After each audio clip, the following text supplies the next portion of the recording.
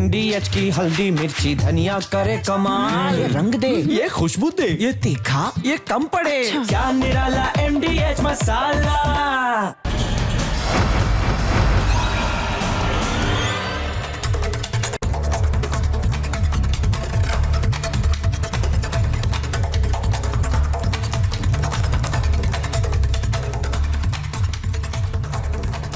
नमस्कार, आपके साथ मैं हूं सुचेता कुकरेती। आप देख रहे हैं अपना फेवरेट शो महाभारत। लाहौर में गोलियां चल रही हैं और वहीं दूसरी तरफ बॉर्डर पर भी आतंक मचा हुआ है। बॉर्डर पर भी हाल बुरा है। आज आपको बता रही हूं कि कैसे पाकिस्तान में इस वक्त हड़कंप मचा है। पाकिस्तान में POK हो या बलूचिस्तान, आपने अक्सर पाक सेना और आम जनता के बीच झड़प देखी है, तनाव देखा है। लेकिन अब पाकिस्तान की सेना के खिलाफ मोर्चा लाहौर तक खुल चुका है। लाहौर में गोलियां चल रही हैं, इस्लामाबाद में सड़कों पर प्रदर्शन हो रहे हैं, सेना को दौड़ा रही है वहां की जनता। क्या पाकिस्तान में अगला गृह युद्ध छिड़ चुका है? आज महाभारत में यही सवाल पूछ रही हूं, क्योंकि पाकिस्तान की सेना को इस्लामाबाद और लाहौर में भारी विरोध का सामना करना पड़ रहा है। तहरीके लब्बैक पाकिस्तान यानी पाकिस्तान का दक्षिणपंथी संगठन, जिसे वहीं की सेना ने खड़ा किया, आज एक बार फिर से उसने जिसे खड़ा किया उसे डस लिया है। तहरीके लब्बैक का विरोध प्रदर्शन जो मुरीदके से शुरू हुआ था, वो लाहौर और इस्लामाबाद पहुंच गया।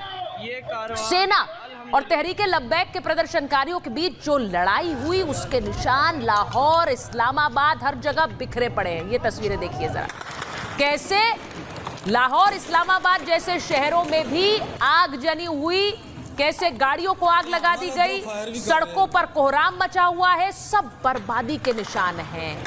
मुनीर की सेना ने क्योंकि अपनों पर ही यहां गोलियां चला दी। इस गोलीबारी में 282 लोगों की मौत हो गई। फायरिंग में TLP नेता की भी मौत बताई जा रही। हिंसा में करीब 1900 लोग, जी हां 1900 लोग घायल भी हो गए हैं। अब शहबाज मुनीर के खिलाफ नाराजगी सेना पर उतर रही। अब देखिए कैसे खदेड़े जा रही है पाकिस्तानी सेना, लात घूसों से पिटाई हो रही है। शहबाज मुनीर से लोग नाराज हैं कि ये ट्रंप के चापलूस बन गए।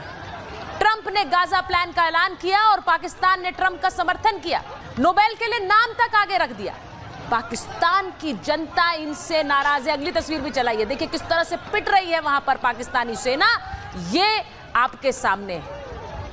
घुटने टेकने का आरोप लगाया जा रहा है शहबाज और मुनीर पर अमेरिका के सामने, इसीलिए नाराजगी है और पाकिस्तान में त्राहिमाम मचा हुआ है। तो ये तस्वीरें इस्लामाबाद, लाहौर, मुरीदके सब जगह से आ रही हैं, जहां सेना से सीधे अब तहरीके लब्बैक के प्रदर्शनकारी भिड़ गए। इसी के साथ महाभारत में बात आज करूंगी कि जब एक देश के अंदर त्राहिमाम मचा हो तो क्या उसे दूसरे देश पर झूठे आरोप लगाने चाहिए? क्या उसे दूसरे देश पर हमला करना चाहिए?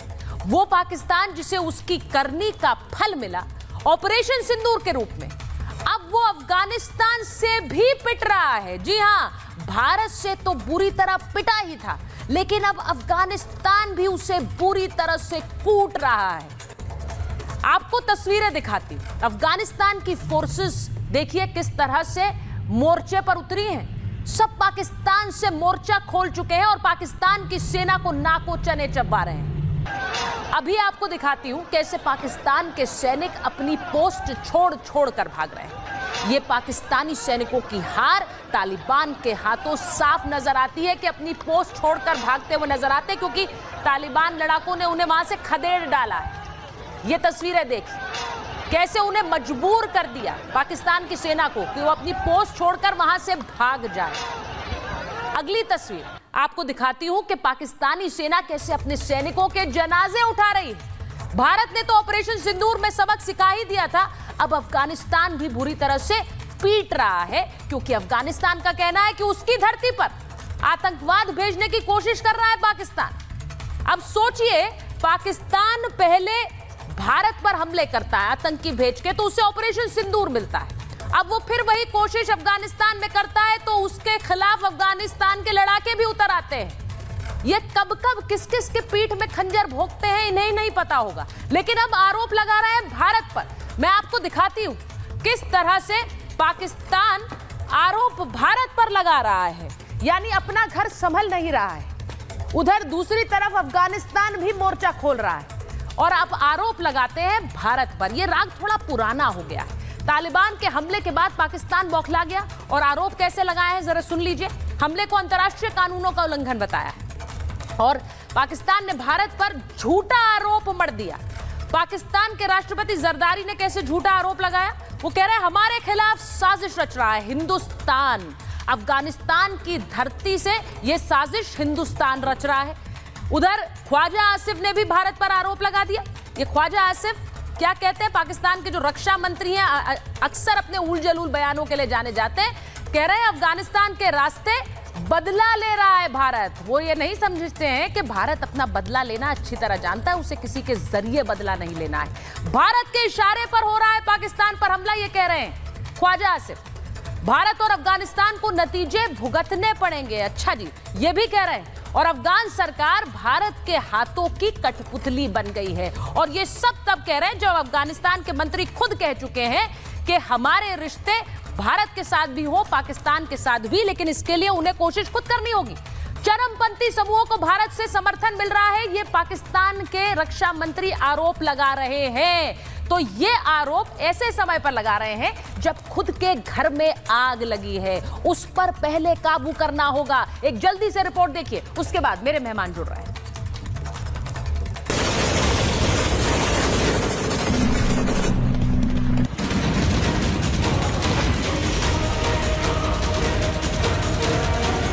लब्बैक से मुनीर डरा, पाकिस्तान जला, अपनों पर गोली, फंस गए शहबाज मुनीर, अपने ही घर में लहूलुहान पाकिस्तान।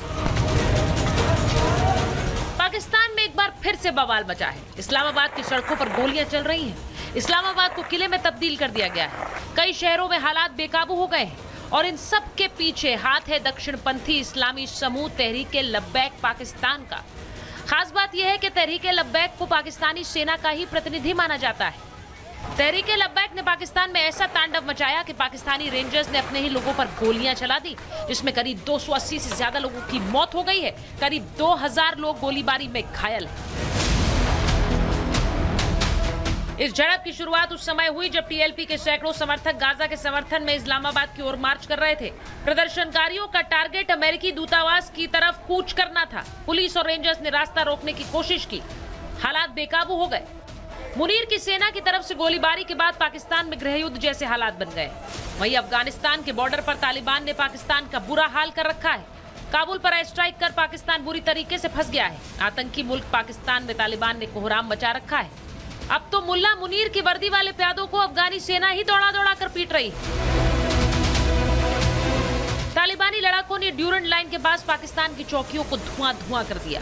पाकिस्तान ने अफगानिस्तान की बर्बादी के लिए जो बख्तरबंद टैंक भेजे, उन पर भी तालिबानी लड़ाकों ने कब्जा कर लिया है। जंग भीषण हो चुकी है। पाकिस्तान के लिए तालिबान नासूर बन गया है।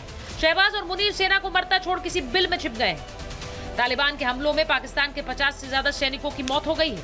40 पाकिस्तानी चौकियों पर तालिबान ने कब्जा कर लिया है। पाकिस्तान के ड्रोन, सर्विलांस, रडार सिस्टम और सैन्य वाहन पूरी तरह से नेस्ता नाबूद कर दिए गए। तालिबान लड़ाकों से मार खाकर पाकिस्तान सेना की बौखलाहट इस कदर बढ़ गई है कि अब आरोप भारत पर लगा रहा है। राष्ट्रपति आसिफ अली जरदारी कह रहे हैं कि अफगान सरकार भारत के हाथों की कठपुतली बन गई। भारत पर झूठे आरोप लगाना पाकिस्तान की पुरानी आदत है, लेकिन इस बार जवाब अफगानिस्तान की तरफ से मिल रहा है। सुनिए भारत आए अफगानिस्तानी मंत्री क्या कह रहे हैं। पाकिस्तान में कुछ खास हलके हैं जो हालात को खराब करने की कोशिश कर रहा है, तो अफगानिस्तान अपना सरहदों का, अपना फजा का हक महफूज रखे और जैसा कुछ खिलाफ वर्जियां हुआ है उसके फौरन जवाब भी दिया। अमेरिका और नाटो के सरबराही में 50 मुल्क के अफवाह जाया, तो उसके साथ भी 20 साल तक लड़ाई और मुबारजा और जहाद जदोजहद हुआ, तो फिर अभी अफगानिस्तान अल्हम्दुलिल्लाह वही अफगानिस्तान है।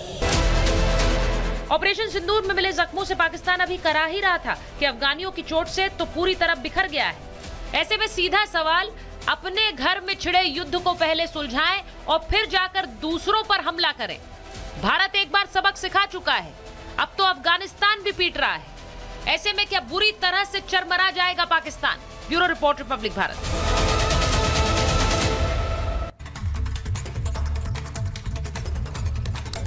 मेरे साथ major general GD Bakshi sir जुड़ रहे हैं, हमारे साथ एम्बेसडर दीपक बोरा जुड़ रहे हैं, स्क्रीन पर आप उन्हें देख रहे हैं। हमारे साथ कश्मीरी एक्टिविस्ट सुशील पंडित जी जुड़ रहे हैं। पाकिस्तान से आरजू काजमी जी हमारी मित्र भी हैं और इस्लामाबाद से वरिष्ठ पत्रकार भी हैं। इरशाद अहमद हैं, पीएमएलएन के नेता हैं, और अब्दुल समद याकूब पीटीआई के नेता हैं। बहुत स्वागत है आप सभी का। मैं एक बार पूछना चाहती हूँ सबसे पहले इरशाद अहमद से। इरशाद अहमद साहब, जरा ये बताइए, ये ऑपरेशन सिंदूर में जो मार पड़ी थी वो काफी नहीं थी, क्या अब अफगानियों के हाथों भी पिट रहे हैं आप लोग? बहुत शुक्रिया। ये ऑपरेशन सिंदूर का ही असर है कि आप अफगानियों के जूते चाटने पे मजबूर हो गए, अफगानिस्तान के पीछे छुपने पे मजबूर हो गए। अफगानिस्तान की सरहदों से पहले छुप करके आप दहशतगर्दी करवाते थे। बहुत खराब, बहुत खराब। उनके मंत्री करतूत खराब है, लेकिन भाषा भी खराब है। करतूत खराब है, भाषा भी खराब। आपने सवाल किया मुझसे। नहीं, तो भाषा आप भाषा का परिचय दे रहे हैं ना। फिर उसके मैं भाषा बड़ी इज्जत एहतराम से बोल रहा हूँ आपके साथ। अरे ये इज्जत है आपकी? वाह वाह सर, तभी तो कोई इज्जत आपकी लेना नहीं चाहता दुनिया भर में कोई मुल्क। जवाब दीजिए। जब हमारा गुस्सा होगा तो फिर क्या बर्दाश्त कर सकोगे आप? दूसरी बात यह है, देखिए, आप लोग जो कुछ करवाना चाहते हैं ना, नहीं कर सकेंगे, वल्लाह नहीं कर सकेंगे। हम अपने, अगर हमारी अफगानिस्तान से कोई नाराजगी नहीं, हम उनके मुल्क में छुपे हुए हिंदुस्तान के दहशतगर्दों का किला कमा कर रहे हैं, उनका खात्मा कर रहे हैं। अच्छा। उनके खत्म होने के बाद हम अफगानिस्तान से अपनी तमाम जो भी हमारी नाराजगी होगी हम सिफारती बेस पे ठीक कर लेंगे। लेकिन जो हिंदुस्तान चाहता है कि शायद अफगानिस्तान, अच्छा चलिए ठीक है, चलिए ठीक है, वो तो भारत करा रहा है, ये आपका ऑफिशियल स्टैंड होता है। आपका जो कुछ है वो भारत ही करा रहा है। आप अपने बूते पे कुछ कर नहीं सकते, सब भारत ही कराता है, सब कुछ भारत कराता है पाकिस्तान के अंदर। देखिए कितना होल्ड है भारत का हर जगह। जी, हम अपने भारत का होल्ड समझिए, भारत का होल्ड पाकिस्तान के अंदर इतना स्ट्रांग है, सब कुछ भारत करा रहा है। ये देख के, ये सुन के मुझे अच्छा लगा इरशाद जी। अब मैं एक चीज पूछूंगी आपसे, ये तो भारत करा रहा है, अफगानिस्तान के लोगों को आपके ऊपर छोड़ दिया, लेकिन ये जो अंदर हो रहा है तहरीके लब्बैक, जो ये आपकी सरकार के खिलाफ विरोध प्रदर्शन करके बैंड बजाए हुए है और वहां पर पाकिस्तान की सेना अपने लोगों पर गोलियां बरसा रही है, ये भी भारत करा रहा है। जरा प्लीज याकूब जी और इरशाद जी। देखिए, मैं आपको एक बात बताऊं, हमारे यहाँ जो पूरी दुनिया में जितने भी मुमालिक हैं, दुनिया के हर मुल्क में इस तरह के करते हैं लोग। आज मुल्क में एहतजाज हो रहा है तो आप घुस जाए, लोगों के असर नहीं होता। देखिए, आपकी आवाज कट रही है, मुझे ऐसा हमेशा लगता है, और मैं महाभारत में हमेशा ये बोलती हूँ कि जब आप गलत बोलते हैं आपकी आवाज कट जाती है। वो आपका इंटरनेट भी आपका साथ नहीं देता है। आप देखिए, मैं याकूब जी आपसे पूछ रही हूँ, ये हो क्या रहा है लाहौर की सड़कों पर? लाहौर में भी पहुंच गया है ये प्रदर्शन, इस्लामाबाद में भी लोग वहां पर वीडियो बना रहे हैं, बोल रहे हैं हमारे लोगों को मार रही है यहाँ की सरकार और सेना। याकूब जी देखिए, अगर मैं डॉक्टर इरशाद की जगह होता और अगर मेरी गवर्नमेंट होती तो मैं बेशर्मी से आपका सामना ना कर पाता, मैं आपके सामने बैठ ना पाता, मैं आपके सामने गुफ्तगू ना कर पाता। मुझे शर्म के मारे डूब जाना चाहिए था। मुझे कोई दिफा का हक नहीं बनता, डिफेंड का हक नहीं बनता। मुझे यहाँ पे आके आपके चैनल के ऊपर ये विजुअल्स देख के तो पाकिस्तानी होने के नाते शर्म से डूब के मर जाना चाहिए था कि आज मुझे खतरा किसी आपसे खतरा नहीं है, ना मुझे किसी अफगानिस्तान से खतरा है। और मेरी तो अपनी फौज मार रही है मुझे, मेरी तो अपनी पुलिस मुझे गोलियां मार रही है। लीजिए भाई, मुझे कोई बाहर से आके तो नहीं मार रहा, मुझे तो अपने मार रहे हैं ना। मुझे इससे ज्यादा, मुझे तो किस वर्दी वाले से डर है? मुझे तो उस वर्दी वाले, मैं तो बाहर निकलता हूँ यहाँ से, अगर मैं बाहर निकलूंगा, मैं वर्दी में किसी को बंदूक में देखूंगा तो मेरी उसकी बंदूक तो मेरे ऊपर चलेगी ना। उसने क्या बॉर्डर के ऊपर जाके लड़ना है, क्या उसने जो है ना वो किसी और से मुकाबला करना है? कश्मीर का हाल देख लिया, कश्मीर का, खुदा की कसम खा के कहता हूँ कि कश्मीरियों को चेक पॉइंट के ऊपर यहाँ पे रोक के आईडी कार्ड देखे जाते हैं, डंडे मारे जाते हैं उनको कि जी उनका आईडी कार्ड कश्मीर से ताल्लुक। मतलब आप ये कह रहे हैं कि यार इरशाद जी जो बात कह रहे हैं, आपने कहा कि सामना नहीं कर पाता, ये तो सामना कर रहे हैं, इन्हें तो कोई फर्क नहीं पड़ रहा है, ये तो बोल भी रहे हैं, बड़े सवाल भी उठा रहे हैं अरशाद जी बैठकर। डॉक्टर साहब इस तरह आपको रात को नींद कैसे आ जाती है? रात को कैसे आती है कल रात जो है ना, किस तरह से आपको नींद आ जाती है और आप आते हैं यहाँ पे डिफेंड करने कि भाई यार मतलब इंडिया करा रहा है। तो क्या कुछ आप इंसानियत है क्या? आप जरा सी इंसानियत बाकी है कि कल जिस तरीके से लोग मारे गए, जिस नईते जो आपने ऑपरेशन किया, थोड़ी सी इंसानियत आपने बाकी होती, आप यहाँ पे इस चैनल पे बैठने की जुर्रत ना करते, आप शर्म से डूब के चेहरे छुपा रहे होते। आज आप कहते हैं कि मेरा मोबाइल बंद हो चुका है, मैं किसी को सामना करने के काबिल नहीं रहा। बैठकर इरशाद अहमद को आईना दिखा रहे हैं, वो बड़ी बड़ी बातें कर रहे थे। अब्दुल समद याकूब कह रहे हैं कि अगर मेरी सरकार होती और ये होता तो मैं शर्म के मारे यहाँ आ नहीं पाता। ये सरकार कर क्या रही है? मैं ऑपोजिशन में होते हुए आपके चैनल पे जीडी बख्शी साहब का सामना नहीं कर पा रहा। मैं शर्मिंदगी से नहीं कर पा रहा, मैं इसलिए नहीं कर पा रहा कि जो जीडी बख्शी साहब हमें कहा करते थे वो इसी तरीके से दुरुस्त हो रहा है जैसे अबुल कलाम आजाद हमें कहा करते थे।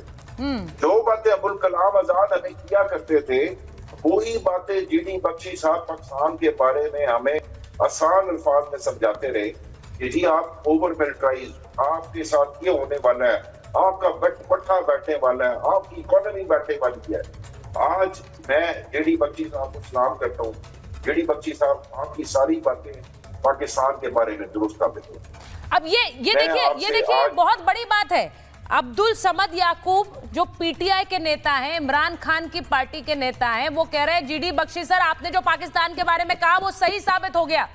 और जीडी बख्शी सर जो कुछ हो रहा है पाकिस्तान में, सड़कों के ऊपर गोलियां चलाई जा रही, लाहौर इस्लामाबाद तक की आग पहुंच गई है। यहां पर इरशाद अहमद तो कह रहे हैं सब भारत करा रहा है, लेकिन यहां एक ऐसे नेता है जो मान रहे हैं उनके साथ उनके देश में क्या हो रहा है। जीडी बख्शी सर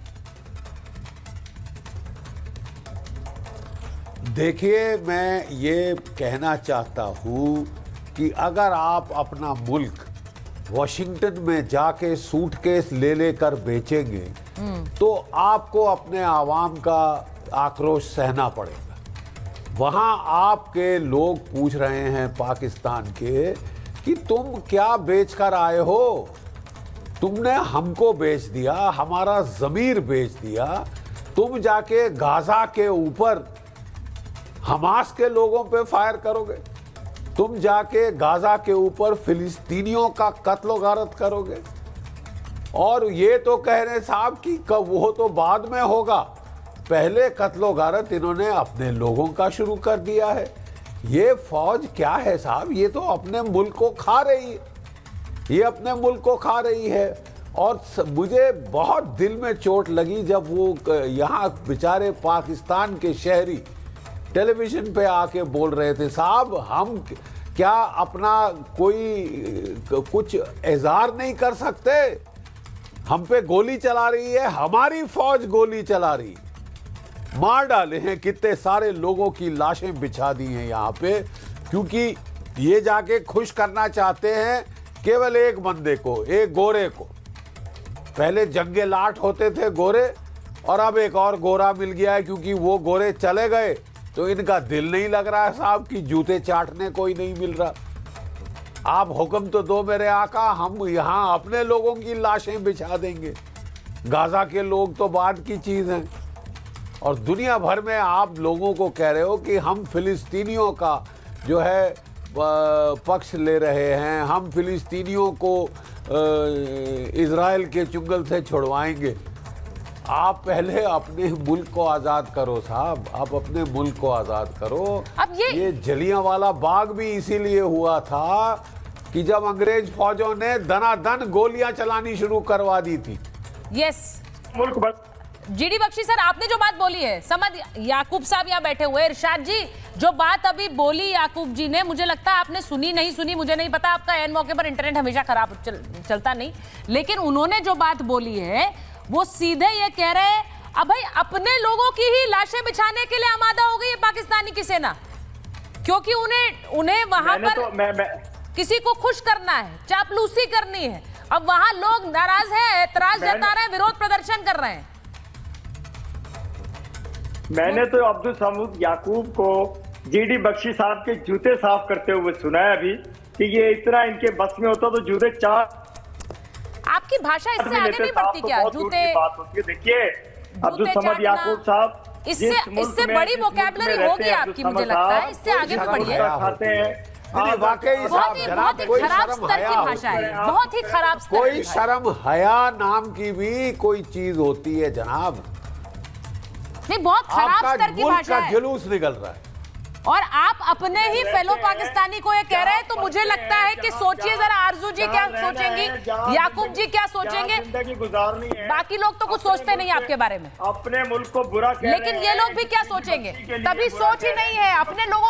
अपने लोगों की लाशें गिरते हुए भी आपको अफसोस नहीं होता है इरशाद जी, ये सोचिए जरा। मैं एक बार आरजू काज़मी को लीजिए, एम्बेसडर वोरा को लीजिए प्लीज एक बार स्क्रीन पर। एम्बेसडर वोरा, जो हो रहा है पाकिस्तान के अंदर वो नाराजगी है भाई कि आप क्यों ट्रंप के सामने पूरी तरह से झुक गए हैं, नीचे लेट गए हैं, ये नाराजगी है। मुझे नहीं पता है कि जो हो रहा है वो सही गलत है, लोगों की आवाज है, लेकिन वहां सेना फायरिंग कर रही है, कितने लोग मारे गए हैं, लोग वीडियो जारी कर रहे हैं कि हमारे देखिए एक एक करके लोग मारे गए हैं। वहां अंदर ये हो रहा है, बॉर्डर पर अफगान भी सीधे सीधे हमला कर रहे हैं इन पर। बहुत बहुत धन्यवाद मैम, बहुत अच्छा लगता है आपके साथ होता हूँ, बाकी एक्सपर्ट्स हैं उनसे बहुत कुछ सीखता हूँ। मैं कुछ कहना चाहता हूँ, कल शाम को जनरल बख्शी और मैं इकट्ठे थे देहरादून में, इनकी पुस्तक सिंदूर का विमोचन हुआ था। जनरल साहब खुद बोले, बहुत से लोग बोले, किसी ने गाली नहीं दी पाकिस्तान को, बड़ी विनम्रता और इज्जत के साथ बात की कि देखिए ये हुआ था, ये हुआ था, ये सब जूते चाटते हैं, ये करते हैं, ये सड़क की भाषा है, इस व्यक्ति को मत लाया करिए ma'am, he doesn't know how to speak. General साहब ने इतनी इज्जत के साथ बताया कि पाकिस्तान के सिपाही अपने देश के लिए लड़ते हैं, हम अपने देश के लिए लड़ते हैं, हमारी आपस की दुश्मनी पर्सनल एनिमोसिटी नहीं है, but it was beautiful how he put it across. बहुत से लोग प्रभावित हुए थे। अब मैम जो हो रहा है इस समय तहरीक लब्बैक पाकिस्तान, जिसका मतलब तहरीक पूरा नाम है तहरीक लब्बैक या रसूल अल्लाह, मेरा ख्याल, we are here movement profit, we are here. Ma'am ये हो रहा है कि इकोनॉमिक हालत बहुत खराब हो चुकी है। क्रिएशन ऑफ तहरीक लब्बैक पाकिस्तान, हमारी बेटी आरजू बताएंगी, ये पाकिस्तान मिलिट्री ने क्रिएट किया था सिविलियन गवर्नमेंट्स को डिस्टेबलाइज करने के लिए। फिर जो आपने जो एक मॉन्स्टर बनाया है वो आप ही का खून चूसेगा, क्योंकि अब वो जाता है, वो कहता है आपके ब्लास्फेमी लॉज और तक मजबूत होने चाहिए, एकदम से शारिया आना चाहिए एटसेट्रा। ये बरेलवी ट्रेडिशन को बिलीव करते हैं, नॉट द देवबंदी ट्रेडिशन, जहां पर वो गए थे अभी अफगानिस्तान के विदेश मंत्री। सो मेरा मानना ये है मैम कि जो गुस्सा है, आक्रोश है, जितनी गोलियां ये चलाएंगे उतना और बढ़ेगा, ये रुकने वाला नहीं है। कई बार इन्होंने पहले भी डेमोन्स्ट्रेशंस किए हैं, किसी तरह से पुचड़ा के इनकी बातें मान के सरकार ने इनको शांत किया था, लेकिन अब ये शांत नहीं हो। अगर 300 लगभग लोग मर गए हैं मैम, ये तो फिर नॉट पॉलिटिकल जेनोसाइड, पर ये एक आइडियोलॉजिकल जेनोसाइड हो रहा है, क्योंकि इनके विचार अलग हैं और आप मारते जा रहे हैं। ऐसे में कुछ नहीं होने वाला ma'am. We have friends in Pakistan, हमारी कोई दुश्मनी नहीं है उन लोगों के साथ, लेकिन प्लीज फॉर गॉड से गवर्नमेंट को चाहिए कि सुन तो लें ये क्या कह रहे हैं, आप तो सीधी गोली मारनी शुरू कर देते हैं। This is the difference. Ambassador बोल रहा है ऐसा नहीं है कि ये जो फील्ड मार्शल है ये कोई कम कट्टर है, ऐसा नहीं है। इन्होंने तो अपनी उस कट्टरता की एक तस्वीर पहले पेश कर चुके हैं, लेकिन अभी जो एक तस्वीर सामने आ रही है देश में, वो इसको लेकर कि आप कैसे सरेंडर कर चुके हैं अमेरिका के सामने, और अमेरिका के सामने आपने सरेंडर कर दिया, उसकी एक बार नहीं कई बार तस्वीरें आई हैं। ये कट्टरपंथी जो फूल मार्शल की है वो दिखावे की है मैम, ही इज हार्डकोर, वो कोई नहीं मानता है। बट अगर इतने कट्टर हैं तो एक नॉन मुस्लिम लीडर के सामने, ट्रंप के सामने जाके क्यों झुकते हैं आप? वो कहां गई आपकी कट्टरपंथी उस समय? Where has it disappeared? ना हवा में चली गई, जहां आपको हरे रंग के नोट नजर आए, डॉलर्स, और बस सब कुछ खत्म हो जाता है। ये कट्टरपंथी नहीं होती। कट्टरपंथी is when you stand up for your beliefs. मैं उन लोगों की इज्जत ज्यादा करूंगा जो कहते हैं कि मेरा मानना है कि ये होना चाहिए, and he is ready to stand up. वो देखिए हमारे बीच में आप पंडित साहब को दिखा रहे हैं, he has stood up for his beliefs. सारी दुनिया इनकी तारीफ करती है, जो ये मानते हैं, कहते हैं, मुकरते नहीं है। लेकिन जो पैसे की खातिर बिक जाता है, क्या वो किस प्रकार का वो तो पैसे का कट्टरपंथी है ma'am. He is in love with money, not with anything. क्योंकि आपने जो बात बोली, सुशील जी स्क्रीन पर है, आरजू जी स्क्रीन पर। आरजू जी मैं आपके पास आऊं उससे पहले सुशील जी एक बात बताइए, आप इस वक्त लंदन से जुड़ रहे हैं हमारे साथ। ये जो एक कट्टरता है, ये हमने पीओके में तो कई बार देखी है इस तरह की तस्वीर, सेना के साथ झड़प होना, लेकिन जब ये लाहौर पहुंच जाए, जब ये इस्लामाबाद, और इससे पहले भी हो चुका है, हमने देखा है लाल मस्जिद के समय में जिस तरह से ये पूरा प्रदर्शन हुआ था, अब ये अगर जब पहुंच जाए इस्लामाबाद और पहुंच जाए लाहौर, तो ये खतरे की घंटी है इनके लिए।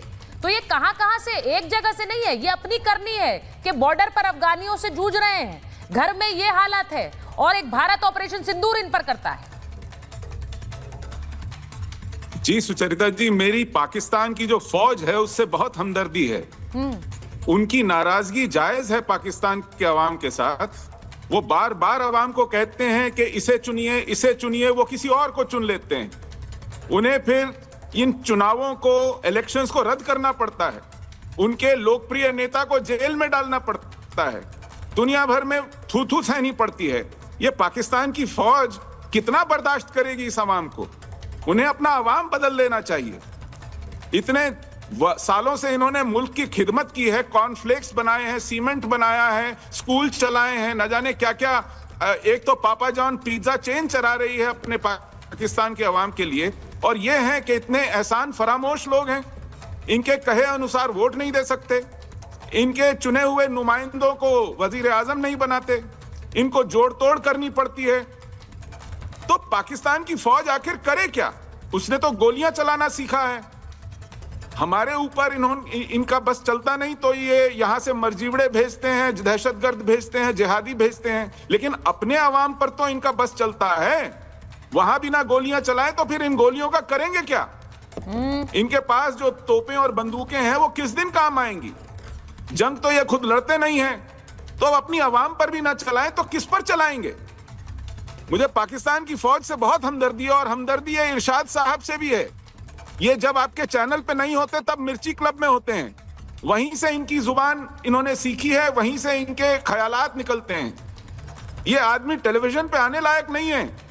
अगर आपको सच में संजीदा लोग चाहिए, पढ़े लिखे लोग चाहिए, तो अब्दुल समद साहब हैं, आरजू काज़मी हैं, मैं सुशील जी एक बात मुझे बताइए, पाकिस्तान का जिस पार्टी का ये प्रतिनिधित्व कर रहा है वो पार्टी तो सरकार चला रही है पाकिस्तान में।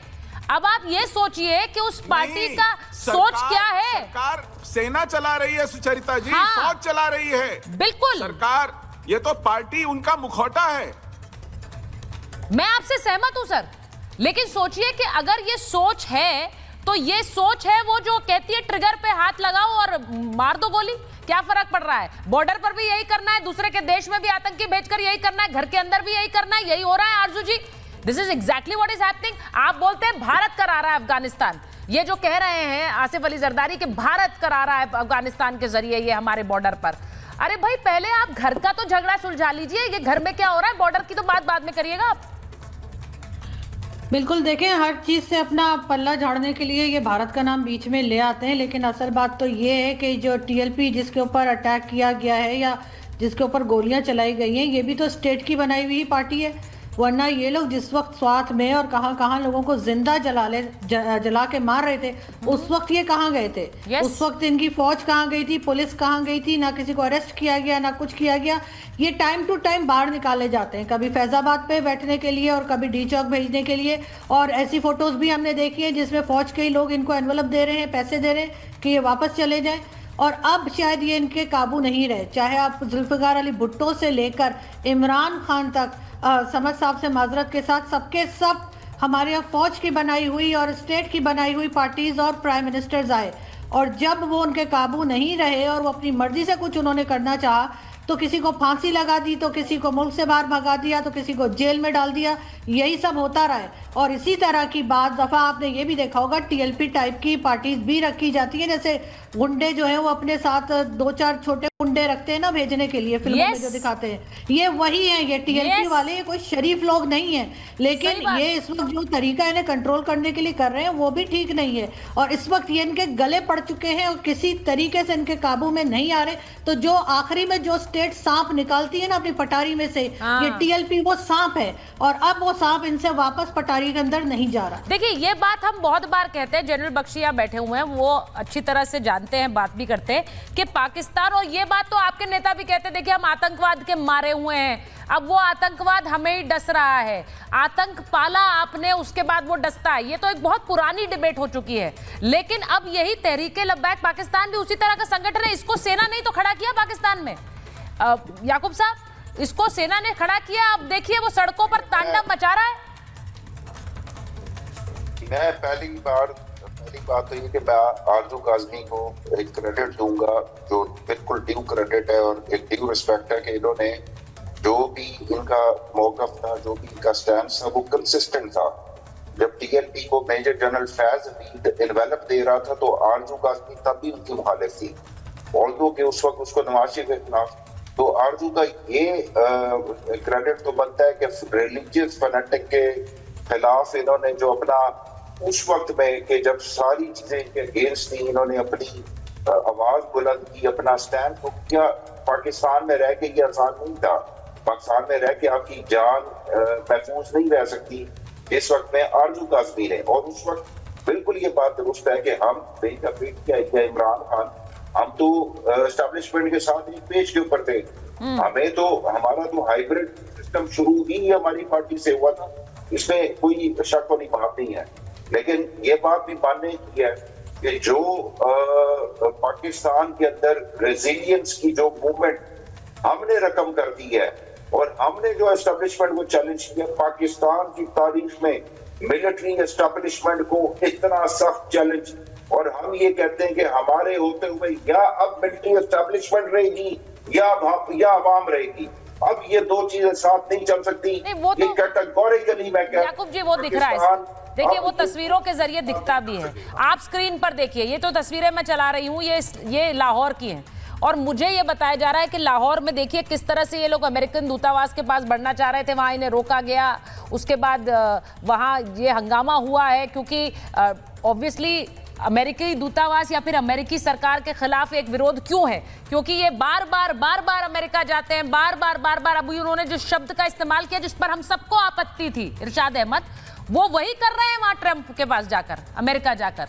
तो मुझे ऐसा लगता है कि ये जो हो रहा है, ये इसकी एक स्क्रिप्ट तो पाकिस्तान में रची गई है और आप ब्लेम डाल रहे हैं भारत के ऊपर। इरशाद जी देखिए कैसे हंस रहे हैं, उनको लग रहा है कि यहाँ पे एक डिबेट चल रही है। इरशाद जी मुझे नहीं पता आप क्या सोचते हैं, लेकिन वहां अफगानिस्तान आपको सीधे कह रहा है कि हम आतंकवाद हम बर्दाश्त नहीं करेंगे। आप सोचिए क्या हालत हो गई कि अफगानिस्तान भी आपको आतंकवाद पर लेक्चर दे रहा है, ये हालत हो गई है पाकिस्तान की। वो भी आपको सुना कर जा रहा है, वो भी आपको पीट के जा रहा है।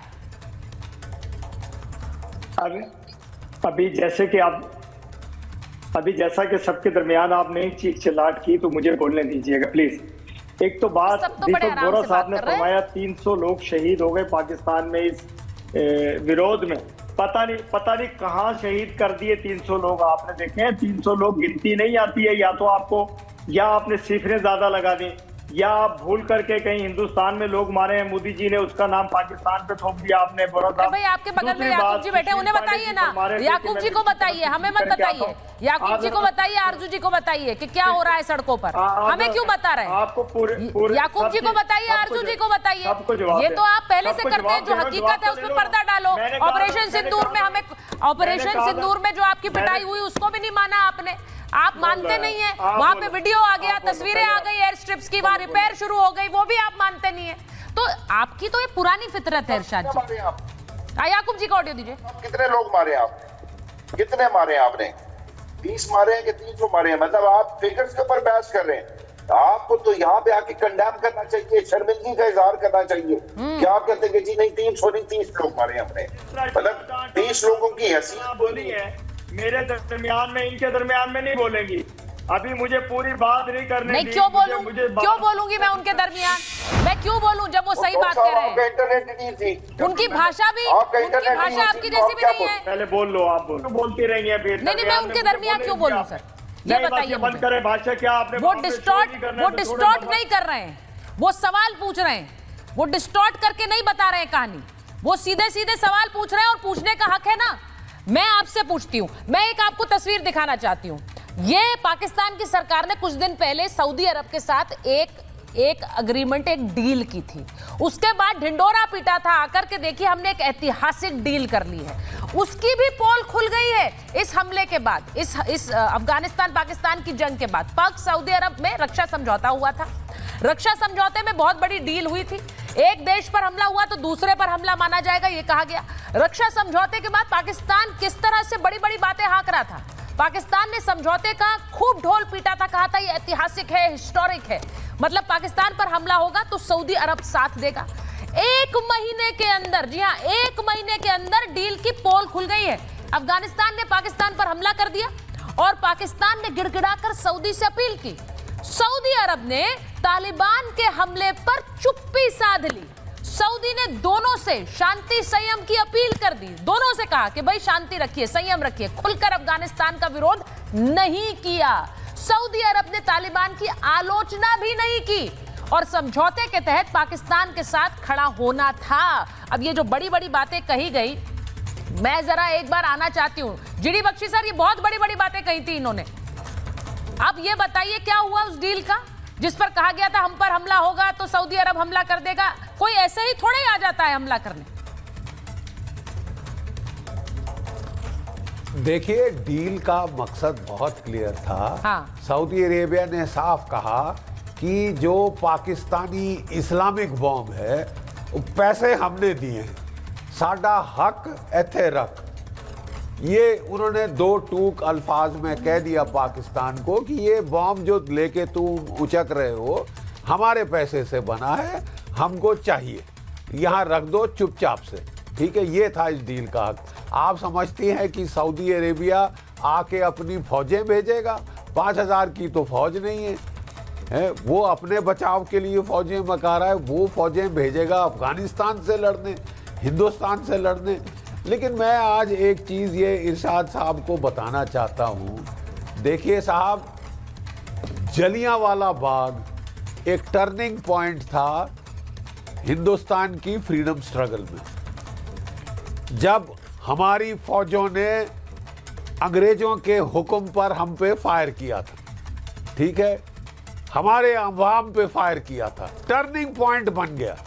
लाशें बिछ गई थी जलियांवाला बाग में भी, लेकिन उसके बाद क्या हुआ, अंग्रेजों को तशरीफ का टोकरा लेके जाना पड़ा था।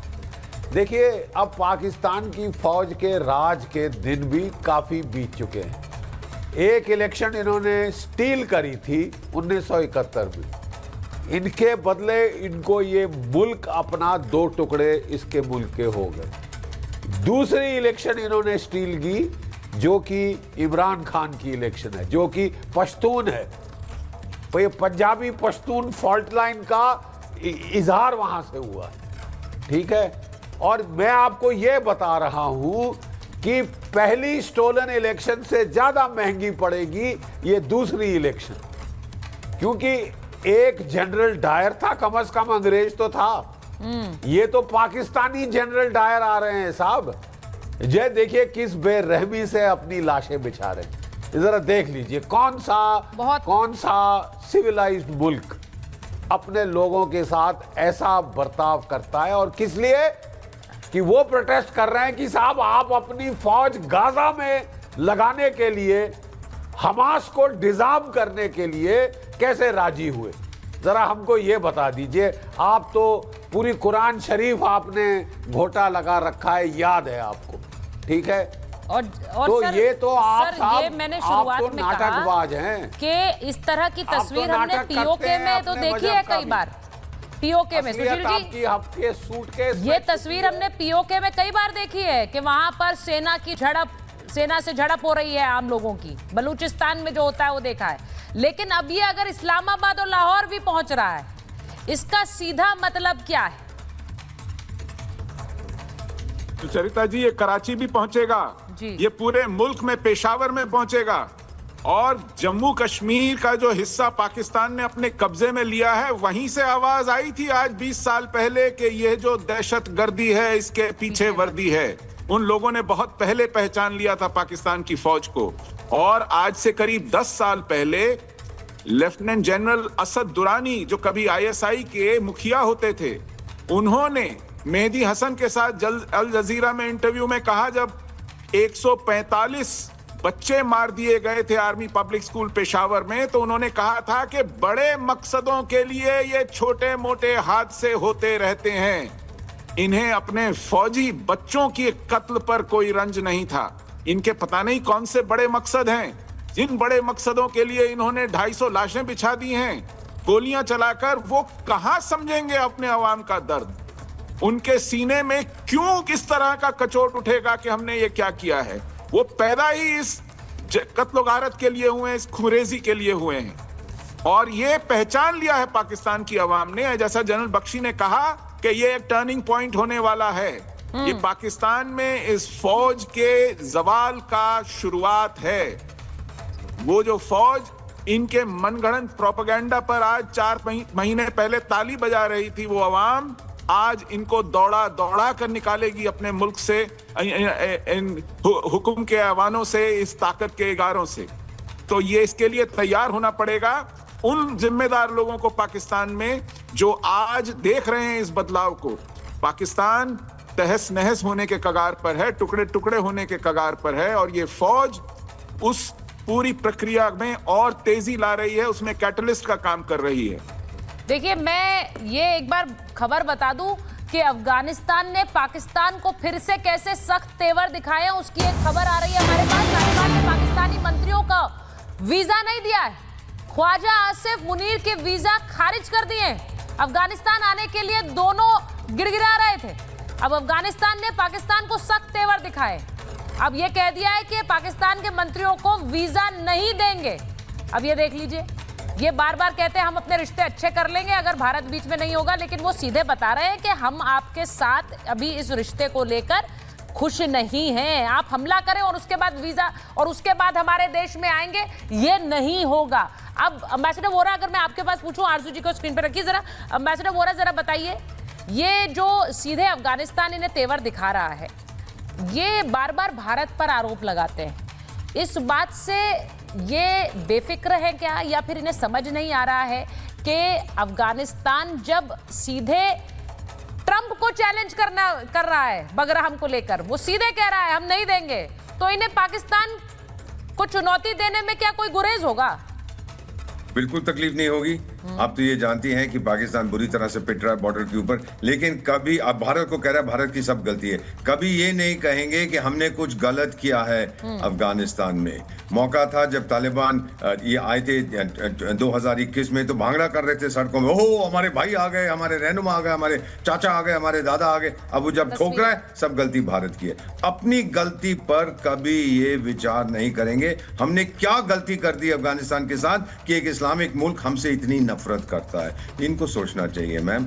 मैं तो इतना ही कह सकता हूं कि मैं तो आधा पश्तून हूं, don't mess with the Pashtuns ma'am. हम माफ नहीं करते हैं आसानी से, इतने से ज्यादा मैं कुछ नहीं कहूंगा। आपने अफगानिस्तान को सताया है, पठानों को सताया है, अब भुगतिए उसका नतीजा। और अभी तो ये मैम, इतना मैं आई कंक्लूड, अभी तो ये जो पार्टी हो रही है ना बॉर्डर पे, I am using the word party cynically, अभी तो पार्टी शुरू हुई है। पर आरजू जी एक बात बताइए, ये जो अफगानिस्तान दावा कर रहा है कि वहां पर पोस्ट छोड़ के, वो पोस्ट छोड़कर भागने वाली तस्वीरें जरा दिखाइए। ये तस्वीरें जारी भी कर रहा है कि अपनी पोस्ट छोड़कर भाग गए पाकिस्तानी सैनिक। ये भी कह रहा है कि देखिए वहां पर हमने कितने सैनिकों को मार गिराया है। इसको लेकर रिएक्शन क्या है पाकिस्तान में? अब तो अफगानिस्तान भी पीट रहा है हमें। पाकिस्तान तो ये कह रहा है, या पाकिस्तान की स्टेट तो इस वक्त टीवी चैनल्स पर ये कह रही है कि वो अफगानिस्तान के लोग भाग गए हथियार छोड़कर और अपनी चेक पोस्ट छोड़कर। तो अब किसकी बात का भरोसा किया जाए, इसलिए कि अभी तक कोई चीज़ क्लियर नहीं है। दोनों एक ही जैसे दावे कर रहे हैं, दोनों एक ही जैसे दावे कर रहे हैं। ये आरजू काज़मी बता रही है। ये तस्वीरें जारी की गई है, इन तस्वीरों को जरा देखिए, जिसमें पाकिस्तान के जो फोर्स के कहा जा रहा है जो पोस्ट हैं उस पर से सैनिक भागते हुए नजर आ रहे हैं। कुछ जनाजों की भी तस्वीरें आई, पाकिस्तानी सेना अपने सैनिकों के जनाजे उठा रही है, उसको लेकर भी ये एक संदेश दिया जा रहा है कि देखिए ये जो किया है उसकी अब उसकी भरनी करनी पड़ रही है। ये तस्वीरें सामने आई हैं। लेकिन याकूब जी, आपकी पार्टी अभी भी एक लड़ाई लड़ रही है पाकिस्तान में, और इसीलिए वो बात बार बार आप कहते हैं कि ये जो अभी सरकार है, या फिर हमारे सारे पैनलिस्ट मानते हैं वहां सरकार नहीं है, वहां सेना का राज है। तो ये लड़ाई आपकी शहबाज सरकार के खिलाफ है या सेना के खिलाफ है, आसिफ मुनीर के खिलाफ? देखिए, जेडी बख्शी साहब ने ना एक एग्जाम्पल दी और वो बड़ी डीप एग्जाम्पल थी जनरल डायर की। और मैं जीडी बख्शी साहब को सलूट करूंगा कि जीडी बख्शी साहब आपने इतनी गहरी एग्जाम्पल दे दी कि इस वक्त हुकूमत जनरल डायर की है, और जनरल डायर जो था ये कर्नल डायर था बलूचिस्तान के अंदर। ये इस वक्त कोई शहबाज की सेना नहीं है, ये जनरल डायर की सेना है जिसको खून का प्यासा है, जिसने जलिया बाग कराया, वही जनरल डायर की रूह आज भी जिंदा है। ये जीडी बख्शी साहब की जो एग्जाम्पल होती है ये बड़ी गहरी होती है। इनको समझने के लिए एक विजडम चाहिए कि इस वक्त पाकिस्तान के अंदर जनरल डायर की रूह जिंदा है, जिसको खून लग गया हुआ है, और जिसको जो है वो सड़कों से लेके बॉर्डर तक सिर्फ खून ही खून चाहिए। वो चाहे मेरा खून हो, चाहे एक नेता का खून हो, चाहे एक आम सिपाही का खून हो, चाहे अफगानिस्तान के उसका खून हो, चाहे इंडिया के बॉर्डर के ऊपर एक सिपाही का खून हो। तो हमें इस वक्त जो है वो जनरल डायर की उस रूह से, उस जो इस वक्त जनरल डायर है, हम उस जनरल डायर के खिलाफ लड़ रहे हैं, ना कि हम जो है वो किसी और के खिलाफ लड़ रहे हैं। और या यहाँ पे जनरल डायर की हुकूमत चलेगी या यहाँ पे जनता की हुकूमत चलेगी। हमारा जिंदा रहना कोई गारंटी नहीं है कि आज हम है कल हम नहीं है, या हमें जेल में डाल दिया जाए। लेकिन हम ये आपको बता रहे हैं कि हम जनरल डायर की हुकूमत को तस्लीम नहीं करेंगे। हम जलियांवाला बाग दोबारा नहीं होने देंगे। जो याकूब साहब कह रहे हैं हम एक बार फिर से जलियांवाला बाग नहीं होने देंगे, इसका सीधा मतलब यह है कि वहां जो सरकार सेना कर रही है वो अपनों का खून वहां बहाने पर उतरी हुई है और वो अपना मानती ही नहीं है, इसीलिए तो जनरल डायर कहा जा रहा है। अब ये जो हो रहा है देश के अंदर, ये पाकिस्तान में एक बहुत बहुत गंभीर स्थिति पैदा कर सकता है। इससे पहले निपटिए, उसके बाद अफगानिस्तान का रुख करिए या फिर भारत के बारे में तो सोचिए भी मत। मेरा बस यही कहना होगा। बहुत बहुत धन्यवाद आप सबका महाभारत में। अब आया असली स्वाद, अब आया स्वाद। जब स्वाद के पड़े हो लाले तो MDH का चंकी चाट मसाला डालें। MDH का चंकी चाट मसाला। MDH